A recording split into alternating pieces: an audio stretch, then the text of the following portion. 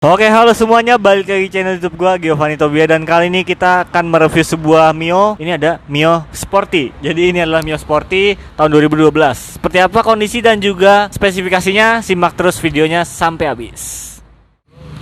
Oke, di bagian kakinya kita lihat dengan suspensi teleskopik dilengkapi dengan sebuah ban ukuran 70/90 ring 14. Velgnya masih sama seperti Matic pada umumnya. Jadi udah familiar banget, kalian bisa custom velgnya karena yang jual spare partnya masih banyak. Kaliper remnya masih sama sampai Yamaha yang terbaru pun. Kaliper dengan satu piston, polosan, tidak ada merek Nissin ataupun Tokiko atau semacamnya. Jadi benar-benar warna hitam doang, dan piringannya juga normal di sebelah kanan seperti Matic pada Yamaha umumnya. Kalau yang Honda itu cakramnya sebelah kiri. Kita naik lagi ke atas, dilengkapi dengan sebuah lampu full bohlam. Ada lampu senjanya 2 di sini dan lampu sen di kiri kanannya. Lalu kalau bedanya dengan Mio yang pertama, itu lampunya cuman sennya doang. Oke, jadi kalau Mio keluaran pertama, lampunya itu terpisah, itu lampu senja dan menyatu sama sen. Kalau yang ini senjanya sekarang dipisah di tengah, sennya di samping-sampingnya. Untuk bagian atas sendiri, dia dilengkapi dengan sebuah lampu utama dengan full bohlam, dan sini ada lampu lagi kayak lampu senja gitu ya, atau apa gitu, gua kurang tahu juga, baru notice pas dilihat lebih dalam lagi. Nah, untuk desain sendiri berbeda dengan Mio Z terbaru, karena kalau Mio Z, Mio 125, Mio M3 itu lampu utamanya udah pindah ke bawah semua. Jadi yang motor-motor kayak gini tuh kayak Jupiter MX, Honda Revo itu pakai satu buah lampu di atas dengan lampu utama doang. Jadi kayak kesannya tuh lebih terang dan lebih direct aja, lebih dekat ke pengendara. Jadi kalau kita ganti ke LED 6cc gitu ya misalnya, dia lampunya tuh benar-benar nyorot ke arah muka pengendara lain. Kalau di bawah tuh kan lebih ramah lingkungan dan juga tidak melukai atau tidak bikin risih pengendara yang lain. Oke, kita lihat di instrumen speedometernya kayak gimana. Nah, di bagian kiri kita lihat ada high beam, low beam, dan juga sen. Nah, sennya ini udah sama, saklarnya sama Yamaha terbaru. Jadi udah familiar banget nih kalau kita pakai motor ini. Ada klakson di bawah dan juga ada tuas jok karena masih pakai karburator dari Keihin. Nah, di bagian tengah kita lihat speedometernya, desainnya katanya sih Mio Sporty. Jadi kombinasi warnanya putih, merah, dan ada oranye gini. Jadi menambah kesan sportinya dengan logo Yamaha dan juga tulisan Mio di bawah. Di sini ada lampu high beam, senyap menyatu kayak gini, kiri kanan sama aja, dip-dip di sini doang. Dan ini odometernya 30.990. Dengan indikator bensin paling kanan ini kecil banget ya jarumnya ya, cuman berapa bar doang gitu, karena ini tangkinya juga kecil, cuman sekitar 3,7 liter aja. Nah, di bagian kanan dia masih dilengkapi dengan sebuah saklar on off untuk lampu senja dan juga lampu utamanya, karena motor ini belum menggunakan auto headlight on. Nah, di bawahnya ada saklar untuk electric starter, tapi belum pakai smart motor generator atau ACG, jadi starternya masih lumayan kasar. Nah, udah habis itu tuas remnya juga belum ada smart lock brake, belum ada kombi brake juga, masih konvensional standar. Karena wajar ini motor tahun 2012. Nah, kita ke bawah sedikit, kita lihat di sini ada sebuah kunci yang belum dilengkapi dengan ignition pengaman magnet. Jadi masih bener-bener tuas kunci biasa, keamanannya cuman parking ini ya, parking lock aja buat kunci stang. Kiri kanannya ada sebuah laci untuk penyimpanan. Lacinya memang tidak begitu besar, tapi yang versi sport ini udah dilengkapi dengan laci. Karena Mio yang terdahulu itu bener-bener polos, nggak ada lacinya. Biasanya ditambahin keranjang tuh. Ini laci ini plug and play ya, bisa dicepot, bisa dipasang lagi. Tidak ada gantungan di sini, jadi benar-benar polos, clean, benar-benar motor sepolos-polosnya deh. Ya, kita lihat sekarang bagasinya kayak gimana.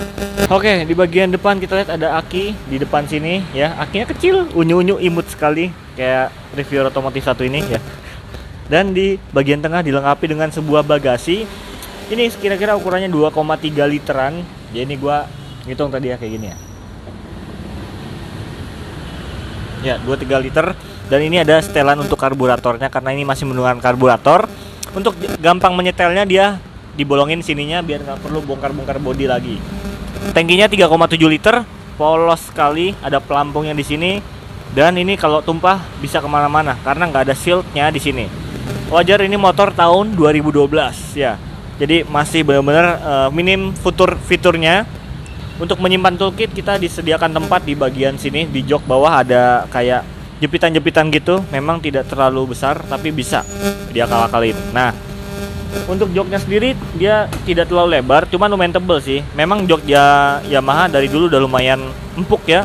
Jadi walaupun tidak lebar tapi bisa menopang badan kita dengan cukup. Walaupun kalau buat jarak jauh memang tidak senyaman Matic-Matic zaman sekarang. Tapi dengan kelebihan Mio Sport ini dia udah punya nih, lihat nih, Ini ada footstep. Dibandingkan kompetitornya Honda Beat Karbu itu stepnya cuma dari plastik sini, tidak ada kayak gini ya. Jadi kaki itu lebih ngangkat. Dan Mio yang sebelumnya, yang generasi pertama itu tidak ada footstep ini. Jadi kaki juga lebih ngangkat. Yang sekarang ini yang sporty dia dilengkapi dengan step bawah untuk boncengan, lebih oke pastinya. Dan juga di sini shocknya satu, layaknya motor-motor metik pada umumnya. Pegangannya kecil, memang tidak nyaman juga, tidak terlalu nyaman karena di bawahnya ini ada rongga bolong gitu ya. Jadi kalau kita pegangan itu menyentuh behelnya agak sakit gitu. Bodinya ramping, jadi kalau buat manuver di kemacetan enak banget pastinya. Lincah juga, walaupun kalau kita ngomongin mesin ya, ini dilengkapi dengan mesin 113 cc. Dibandingkan kompetitor itu 110 cc ya Honda Beat Karbu. Ini 113 dengan tenaga 6 horsepower. Memang tidak bisa dibilang kenceng banget. Walaupun tagline-nya Mio Sporty pada zamannya motor itu belum bisa mengupgrade tenaganya. Kayak misalnya Vino 115 cc itu kan ada, masih baru-baru juga tuh pada awal Mio Sporty ini keluar. Torsinya dia itu sekitar 7 Nm, tenaganya 6 horsepower dan dia masih pakai 2 klep. Jadi 2 valve SOHC dengan karburator Keihin, masih di stylenya dari atas ini. Kita bisa ganti ke P28, P26, itu biasanya kalau anak Mio. Di oversize masih bisa, karena Mio ini belum pakai teknologi forget piston dan dihasil silinder. Jadi pistonnya menurut gua setahu gua belum pakai teknologi tempaan dari Yamaha. Jadi benar-benar bisa di quarter lagi, di bore up misalnya sampai 58, ganti karbu PE28, CDI-nya diganti lagi dengan BRT gitu ya. Itu anak-anak racing pada zamannya customnya kayak gitu misalnya.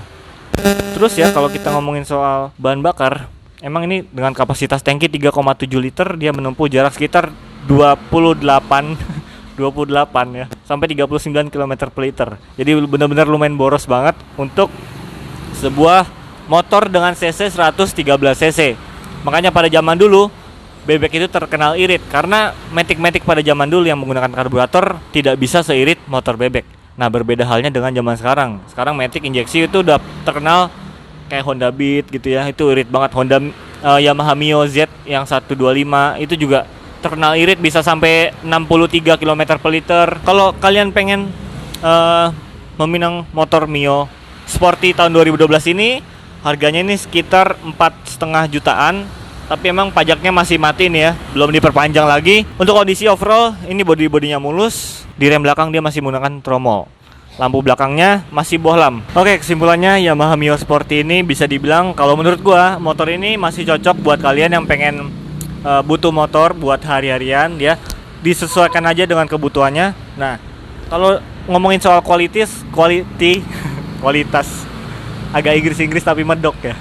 Nah, ngomongin soal build quality-nya, motor ini lumayan mudah perawatannya, cuman emang boros bahan bakar aja. Dan juga biasanya ya kalau jarang dirawat, CVT-nya itu lumayan berdengung. Jadi kalian harus sering-sering bersihin CVT-nya. Untuk karakter suspensinya sendiri masih lumayan keras, jadi agak bergetar.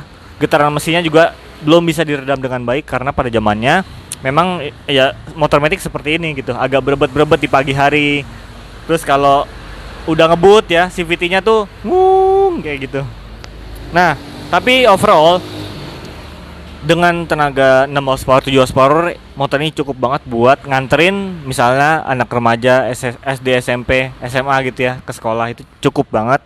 Pengereman juga udah pakai rem cakram dengan kaliper standarnya Yamaha. Jadi menurut gua remnya udah lumayan pakem yang depan, yang belakang masih tromol tapi it's okay. Erok aja depan cakram, belakang tromol. Jadi nggak masalah banget. Cocok-cocok aja untuk kebutuhan kalian. Dan kalau pakai motor ini emang akomodasinya tidak terlalu besar, tapi pada zamannya Honda Beat 110 karbu itu bagasinya juga sangat kecil. Jadi tinggal pilih aja mana yang cocok buat kalian. Kalau harganya sendiri itu tinggal sesuaiin aja dengan dompet kalian. Mungkin segitu aja review Yamaha Mio Sporty kali ini. Kondisinya masih mulus banget dan lihat ya, masih banyak yang original. Tinggal kalian rapi-rapiin lagi, jadi bagus lagi. Oke, segitu aja dari gua. Kita ketemu lagi di video berikutnya. Jangan lupa lihat review dan update harga motor bekas gua yang lainnya di channel gua. Thank you for watching. Peace out me.